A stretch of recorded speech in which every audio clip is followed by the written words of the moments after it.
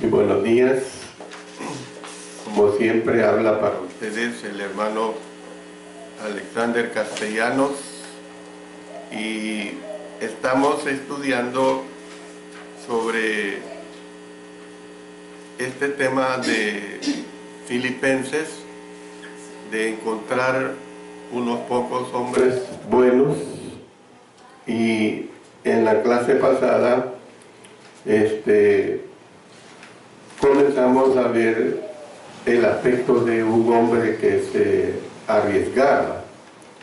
Y de este aspecto de un hombre que se arriesgaba, hemos visto el aspecto de cómo es que fue un hombre de servicio, de mucho servicio en el Señor.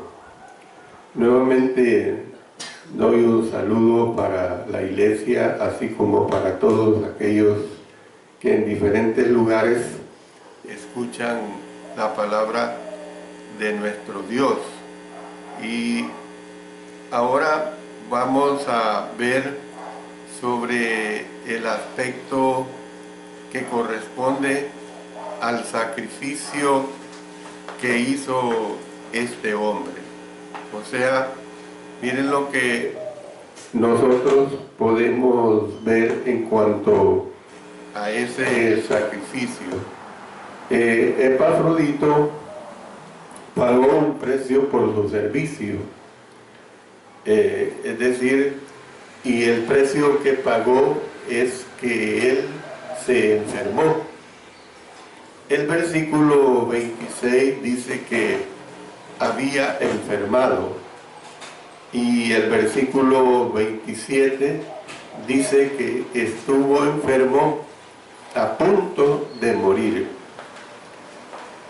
Yo me imagino a los amigos y compañeros de Roma reunidos alrededor de su cama, sacudiendo sus cabezas y diciendo: es probable que no pase de esta noche.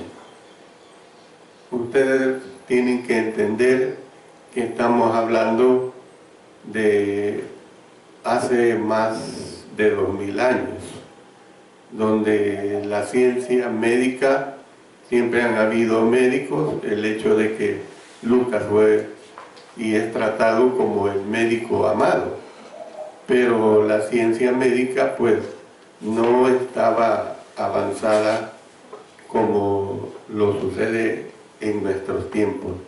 Entonces, en cierto modo, no podían hacer mucho. Entonces, de algún modo, su enfermedad, hermanos, estaba relacionada con su trabajo. Y por eso es que el versículo 30 de la carta del apóstol Pablo a los Filipenses, en el capítulo 2, dice que por la obra de Cristo estuvo próximo a la muerte. Miren qué claro. Por la obra de Cristo estuvo próximo a la muerte.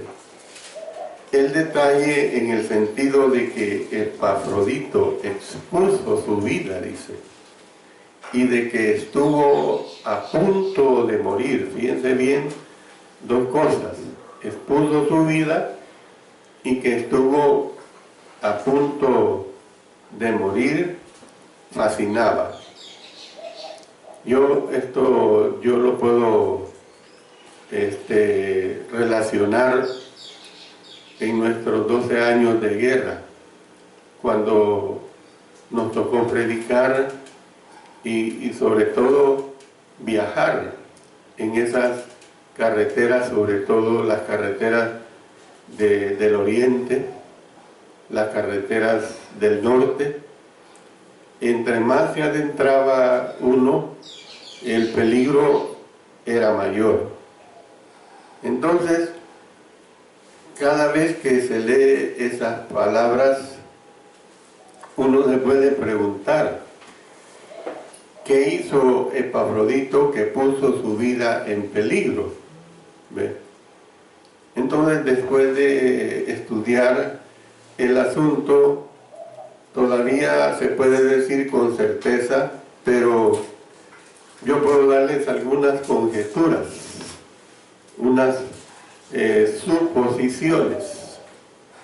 suposiciones que podrían haberse dado en relación a su enfermedad. Bueno, hacer el viaje de casi 1000 kilómetros hasta Roma, como lo he mencionado en las clases pasadas, especialmente con fondos, porque yo no creo, y aquí solamente voy a usar la imaginación, yo no creo que Epafrodito llevara $25. No puedo imaginar que llevaba miles, no sé, pero que llevaba una cantidad considerable, porque si va alguien, una iglesia, a enviar a alguien a dejar una ayuda económica, no lo va a hacer por una pequeña cantidad. Es una cantidad que necesita cuidado, pues. Entonces, al ver esta situación, pues habría sido riesgoso. Y muchas personas, y yo creo que es una realidad eso, hermanos, que cuando se trata de valores económicos y uno, quizá ustedes que me escuchan, como iglesia, como en cualquier lugar, alguna vez a usted le ha tocado manejar cantidades ajenas de fondos, de trasladarla de un lugar a otro. Hace poco, unos pocos meses, puedo decir, el hermano tesorero del Comité Nacional me pidió que le hiciera el favor de ir a recoger una cantidad, no exagerada, pero sí era una cantidad considerable, ¿por qué no podía hacerlo y que se la depositara en el banco por un evento que tuvimos? Y yo no venía a gusto. Lo que hice, me fui directamente al banco y lo deposité, y hasta entonces estuve tranquilo. Es decir, se envió a la entidad donde estaba exigiendo ese dinero. Entonces, hermanos, Epafrodito podía haber sido atacado en el camino. Pero volviendo atrás, lo que decía de ese viaje de 1000 kilómetros, hoy en día ha estado de moda, y a saber cuánto tiempo va a ser eso, sobre las caravanas que salen para los Estados Unidos. En ningún momento, y yo he platicado con gente muy sensata, estaremos de acuerdo con esa decisión, porque sea cual sea la necesidad, eso es exponer la vida, exponer la vida de niños, mujeres embarazadas. Eso no va con las condiciones de la vida humana.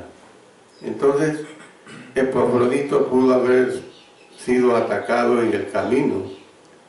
En Lucas capítulo 10, versículo 30, vamos a leerlo.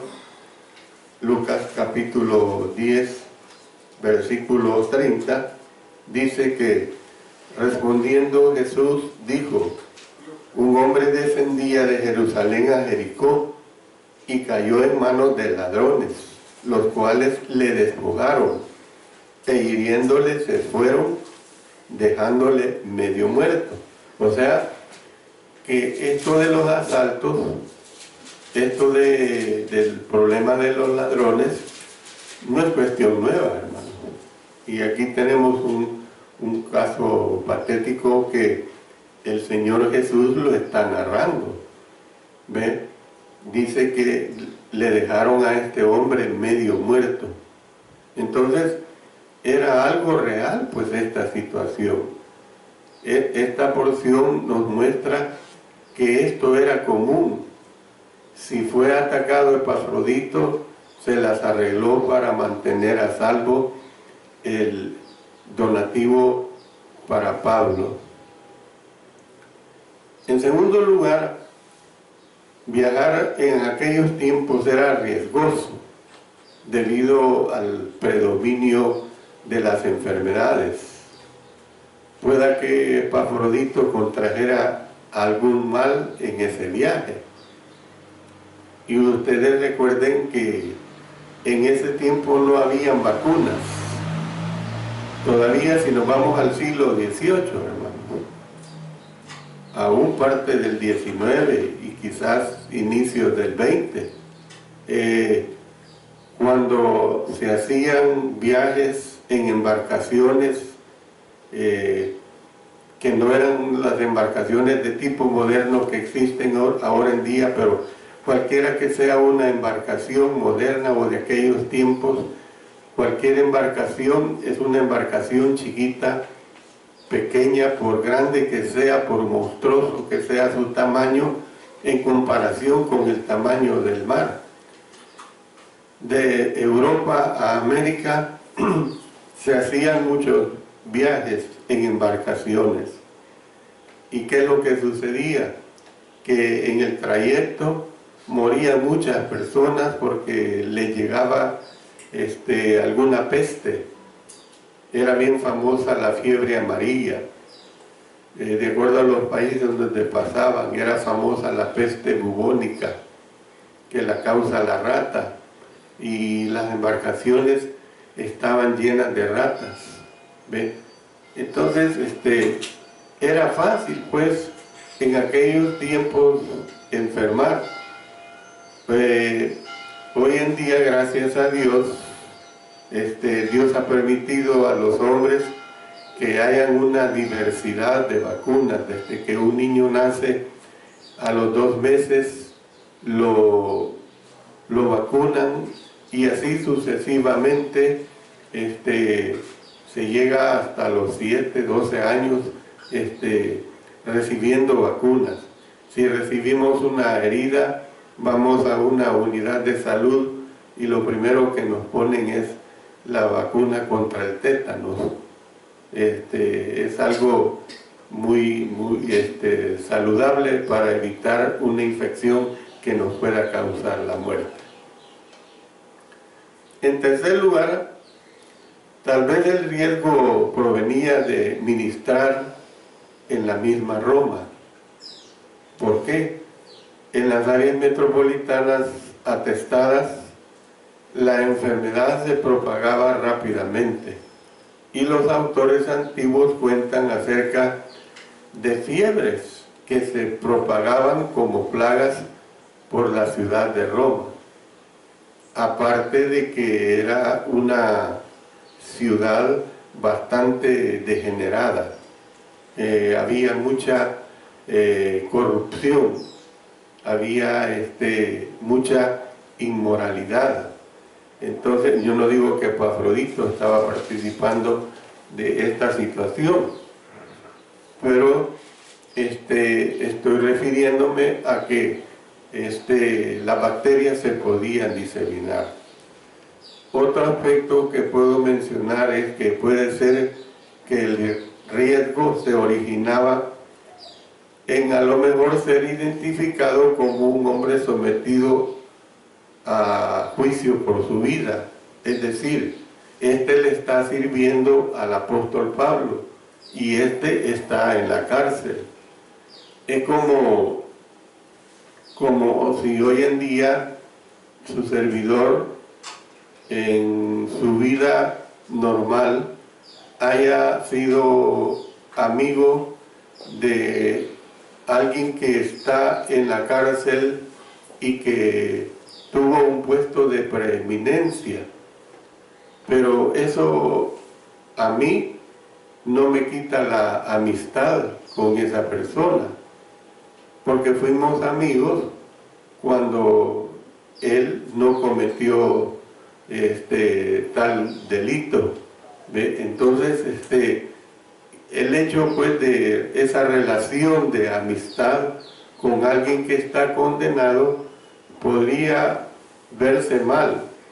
Y esto puede suceder, pues podría haberse sucedido con Epafrodito, que estaba viajando, y yo no creo que haya sido un secreto.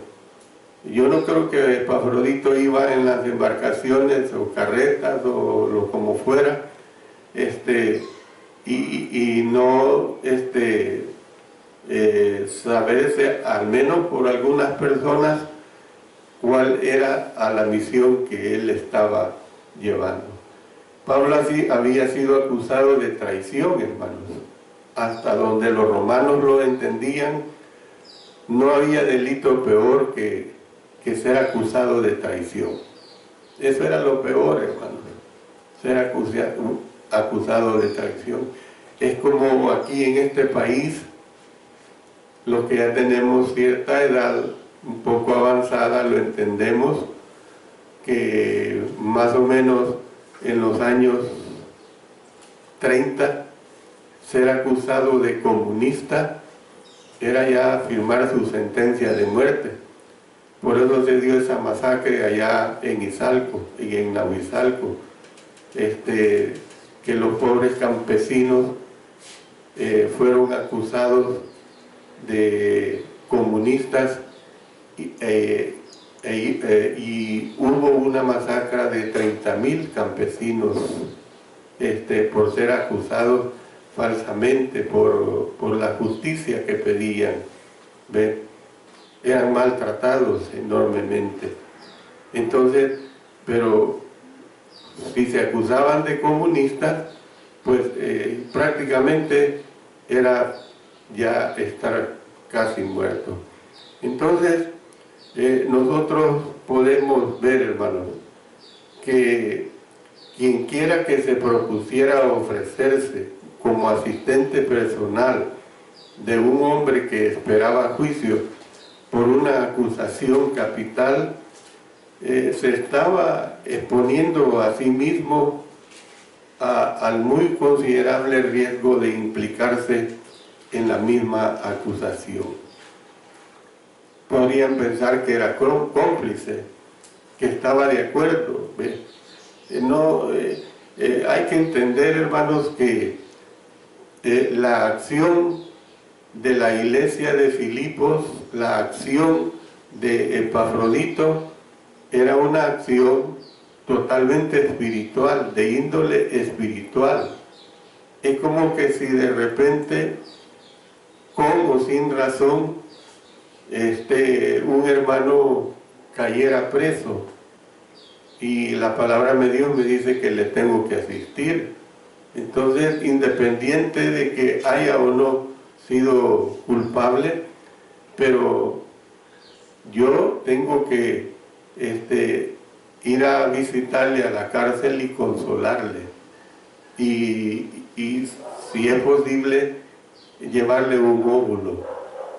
Y entonces esta pues es la situación que aquí se presentó. Otra cosa es, hermanos, que cumplir algunas de las instrucciones de Pablo habría sido riesgoso. Por ejemplo, si Pablo le pedía que ministrara a los enfermos, los miembros de la iglesia primitiva que cuidaban de los enfermos, poniendo en peligro sus vidas, eran llamados parabolani. Óigase bien la palabra en el idioma griego, parabolani. Es una forma de la palabra que se traduce por exponiendo, exponiendo. En este pasaje significa literalmente, hermanos, personas temerarias. Personas temerarias. Epafrodito pueda que haya sido parabolani, es decir, esta persona temeraria. ¿En qué sentido? No me importa lo que me vaya a pasar, pero yo voy a auxiliar a mi hermano Pablo. ¿Ven?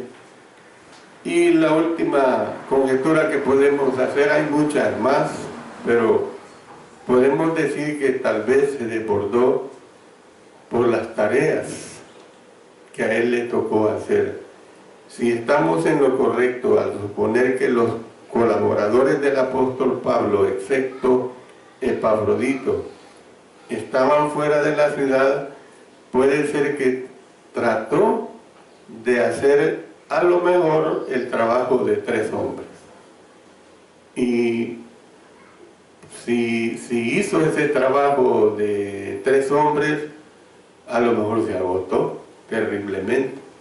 Y una persona que hace un trabajo en exceso, sobre todo físicamente hablando, pueda que enferme por el abuso de su cuerpo. Sea lo que haya sido, hermanos, nosotros no sabemos qué fue exactamente lo que causó la enfermedad de Epafrodito. No podemos inventarnos, no podemos decir exactamente qué era la enfermedad. Lo que sí podemos decir, lo que la Biblia dice, es que enfermó a punto de morir. Eso sí es una realidad. Es como el aguijón del apóstol Pablo que él tenía en la carne.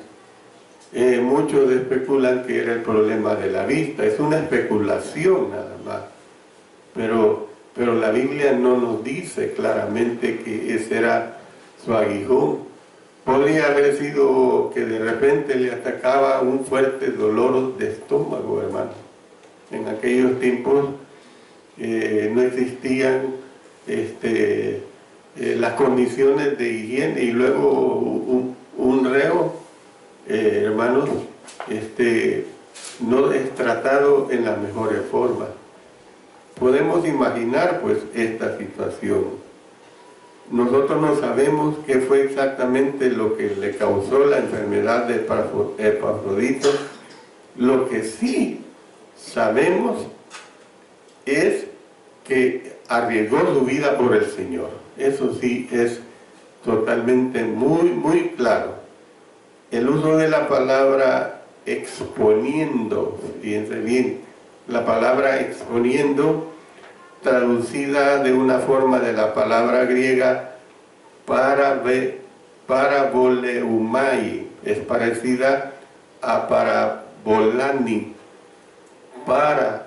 Paraboleumai es interesante porque a mí no me gusta pretender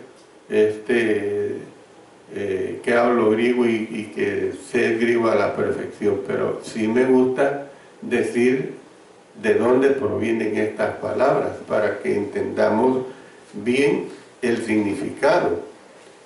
El término que Pablo usó combina la palabra para, o sea, al lado de, o sea, para, la misma palabra en el idioma griego, con la palabra para arrojar, que es bayo, con doble L y B, vela bidental, bayo.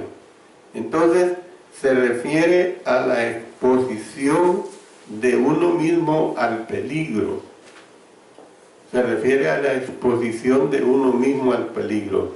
Entonces, esa fue la acción de Epafrodito. Él sabía a lo que se estaba exponiendo. ¿Me entienden? Él sabía a lo que se estaba exponiendo. Él sabía la misión que estaba desarrollando y qué era lo que le iba a causar determinados problemas, ya sea uno u otro de los que he mencionado. Muchas personas señalan que la palabra se usaba como término para los juegos de apuestas. Esto, hermanos, no significa que la Biblia esté de acuerdo con las apuestas. El apostar literalmente es apostar dinero con la esperanza de ganar sin trabajar. Y esto es en contra de los principios bíblicos, en contra de varios pasajes, y yo quiero que los leamos. Vámonos a Segunda Tesalonicenses en el capítulo 3 y el versículo 10. Miren lo que dice acá, porque Segunda Tesalonicenses 3:10, porque también cuando estábamos con vosotros os ordenábamos esto, si alguno no quiere trabajar, tampoco come. Esto es bien claro. Es decir, una persona que es perezosa, y que no estamos hablando de una situación eventual, sino que estamos hablando de una situación de personas que no les gusta trabajar para nada. Y el principio bíblico, bueno, si no te gusta trabajar, tampoco tienes que comer. ¿Ve? Luego vamos a Efesios capítulo 4 y el versículo 28. Dice acá: el que hurtaba, no hurte más, sino trabaje, haciendo con sus manos lo que es bueno, para que tenga que compartir con el que padece necesidad. Mire qué claro: el que hurtaba, no hurte más, sino trabaje. ¿Ven? Luego también vamos a Gálatas capítulo 6 y el versículo 7. Miren lo que expresa aquí el apóstol Pablo también: no os engañéis, Dios no puede ser burlado, pues todo lo que el hombre sembrare, eso también segará. Entonces, nosotros podemos ver pues que sí significa que Epafrodito consideraba la causa de Cristo más importante que su vida. Y por eso él arriesgó su vida por Cristo para servirle al apóstol Pablo. Entonces, eso es lo que nosotros tenemos que tener. Voy a ponerles un ejemplo, una ilustración. Se dice que una niña de 6 años que necesitaba una transfusión para salvar su vida. En el mundo, hermanos, existe millones de seres humanos que necesitan transfusiones de sangre. Viene a mi mente la larga enfermedad de mi madre, que del cáncer que ella padeció, cada 2 meses había que transfundirla de sangre. Había que ponerle al menos 2 pomos o 2 pintas de sangre. Y casi todo, o parte de los que estamos aquí presentes, dimos nuestra sangre para ella, y muchos hermanos, muchos amigos, ¿ve? Para poderle prolongar un poco su vida. Pues esta niña tenía un tipo de sangre raro, y el único donante disponible era su hermano de 9 años. Miren qué cosa.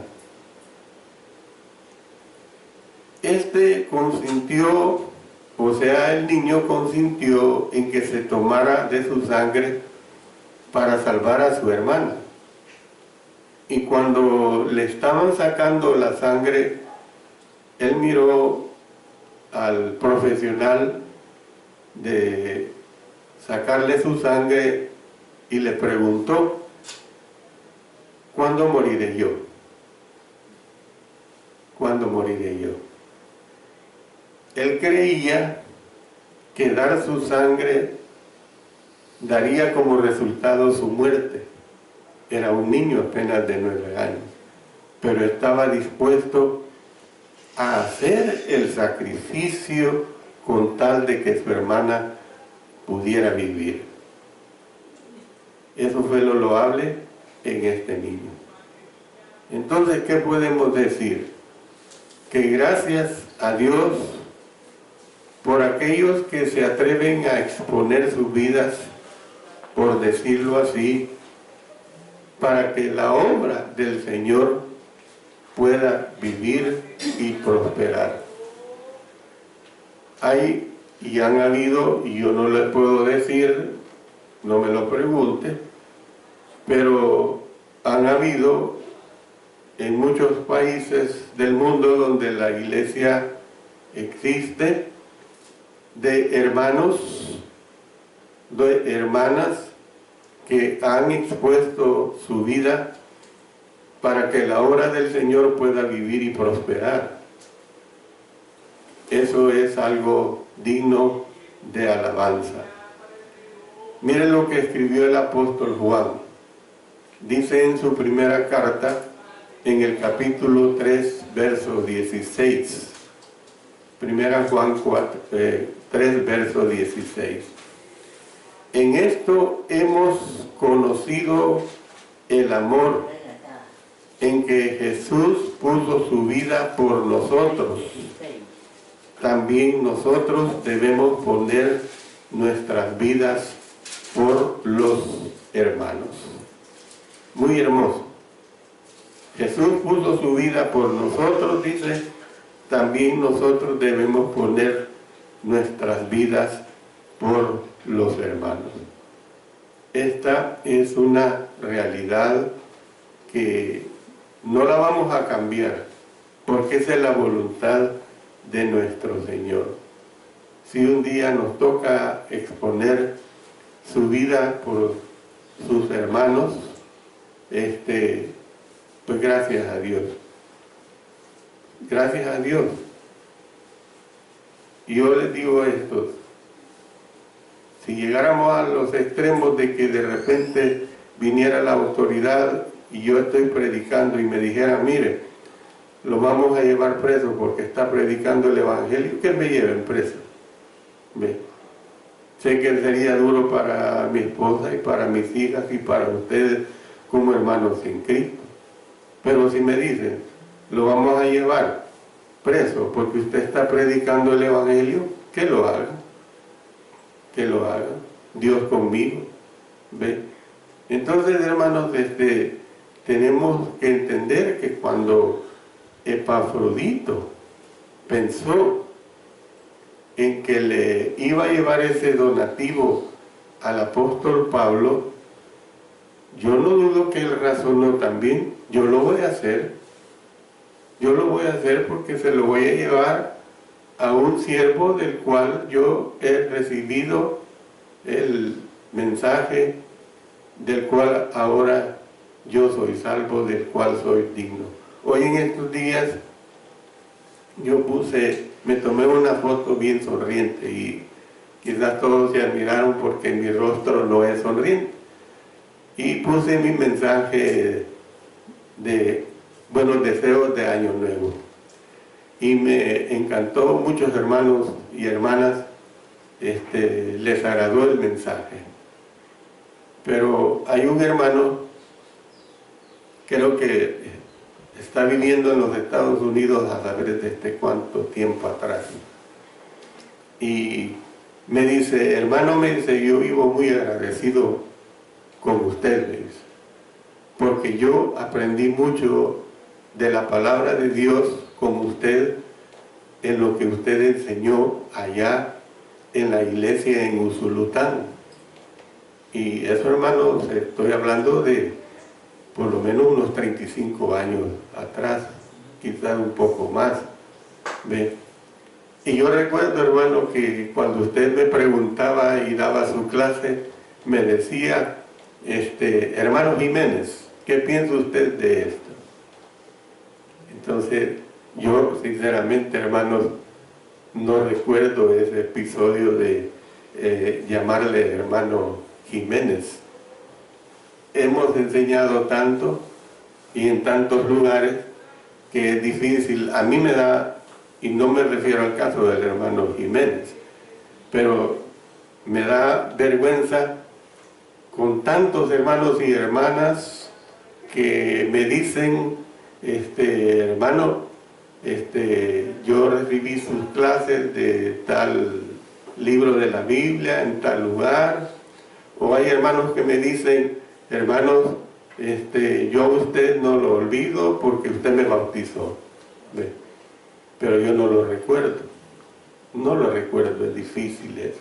Qué bueno es tener esas experiencias en la vida del Señor, y no lo digo por alabanza. En la próxima clase que ustedes van a recibir sobre este tema que estoy desarrollando, hermanos, van a aprender más, vamos a aprender más de esta situación de encontrar y buscar buenos hermanos como buenas hermanas en Cristo Jesús. Dios bendiga su palabra.